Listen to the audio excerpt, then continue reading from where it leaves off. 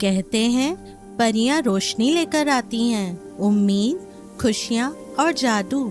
लेकिन हर कहानी में रोशनी नहीं होती। कुछ कहानियाँ अंधेरे में जन्म लेती हैं। बहुत समय पहले पहाड़ों और घने जंगलों के बीच बसा एक छोटा सा गांव था। नाम था विरामपुर। यह गांव दिन में जितना शांत था, रात में उतना ही डरावना हो जाता था। जैसे ही सूरज ढलता, लोग अपने दरवाजे बंद कर लेते, खिड़कियों पर पर्दे गिरा देते और बच्चों को सख्त हिदायत देते, रात के बाद बाहर मत जाना, क्योंकि वो आ जाती थी, अंधेरी परी। गांव में एक लड़की रहती थी, आर्या। उम्र बस 12 साल, लेकिन दिल बहुत बड़ा। उसे कहानियों पर यकीन था, लेकिन डर पर नहीं। हर रात वो अपनी खिड़की से बाहर देखती और सोचती, अगर वो सच में है तो आखिर है कौन। एक रात जब पूरा गांव गहरी नींद में था, आर्या ने फिर खिड़की खोली। हवा में अजीब सी ठंडक थी, जैसे कोई अदृश्य चीज पास आ रही हो। और तभी उसने देखा, दूर अंधेरे में एक काली परछाई हवा में तैर रही थी। धीरे धीरे वो पास आई। उसके पंख थे, लेकिन रोशनी नहीं, सिर्फ अंधेरा। उसकी आंखें लाल, जैसे जलती हुई आग। आर्या का दिल जोर से धड़कने लगा, लेकिन उसने खिड़की बंद नहीं की। उसने धीमी आवाज में पूछा, तुम अंधेरी परी हो?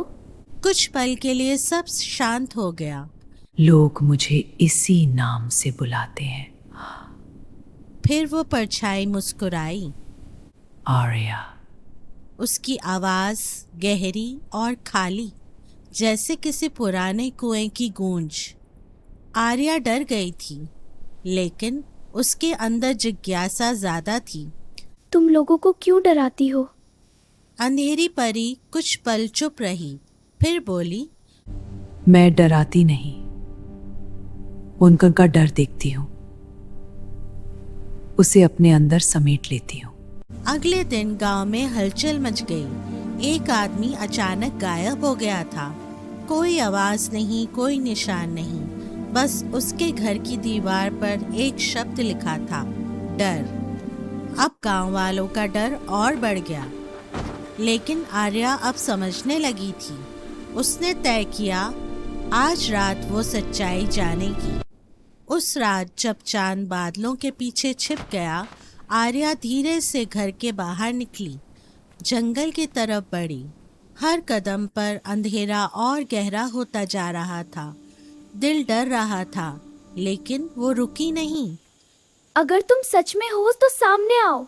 उसकी आवाज जंगल में गूंज उठी और अचानक हवा रुक गई, पेड़ स्थिर हो गए और फिर आई अंधेरी परी। तुम मुझे ढूंढ रही हो? तुम लोगों को क्यों ले जाती हो? इस बार अंधेरी परी की आंखों में कुछ बदला, जैसे कोई पुरानी याद जाग उठी हो। मैं उन्हें नहीं ले जाती, उनका डर उन्हें मेरे पास खींच लाता है। हर इंसान के अंदर एक अंधेरा होता है, छुपा हुआ, दबा हुआ, जिससे वो खुद भी डरते हैं। मैं बस उस अंधेरे को महसूस करती हूँ और उसे अपने अंदर ले लेती हूँ। आर्या अब समझ चुकी थी, ये परी राक्षस नहीं है, ये तो लोगों के डर का परिणाम है। तो अगर कोई नहीं डरेगा तो मैं खत्म हो जाऊंगी। पहली बार उसकी आवाज में दर्द था, तन्हाई थी, जैसे वो खुद इस अंधेरे में फंसी हुई हो। आर्या के दिल में अचानक डर नहीं, बल्कि दया जागी। अगले दिन आर्या ने पूरे गांव को सब बताया।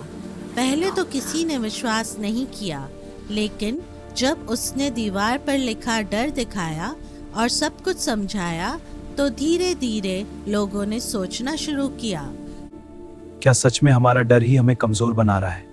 उस रात गांव वालों ने एक फैसला किया, आज कोई नहीं डरेगा। रात हुई, अंधेरा फैला और अंधेरी परी फिर आई, लेकिन इस बार कोई चिल्लाया नहीं, कोई भागा नहीं। सबने अपनी आंखें बंद की, और अपने डर का सामना किया। अंधेरी परी ने चारों तरफ देखा, लेकिन उसे कोई डर महसूस नहीं हुआ। उसकी ताकत धीरे धीरे कम होने लगी। उसके पंख हल्के पड़ने लगे। उसकी आंखों की लाल रोशनी बुझने लगी।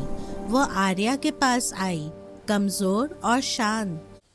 तुमने मुझे हराया नहीं, तुमने मुझे आजाद किया है। मैं हमेशा से लोगों के डर में बंधी हुई थी।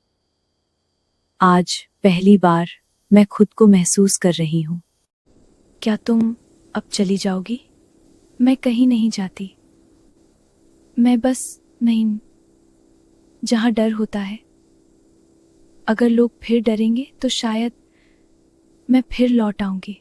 और धीरे धीरे वो रोशनी में बदल गई और गायब हो गई। उस रात के बाद विरामपुर बदल गया। लोग अब डरते नहीं थे, वो अपने डर का सामना करते थे।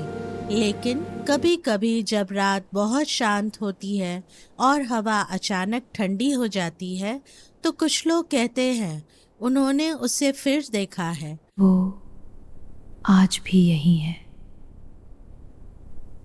बस किसी के डर का इंतजार कर रही है।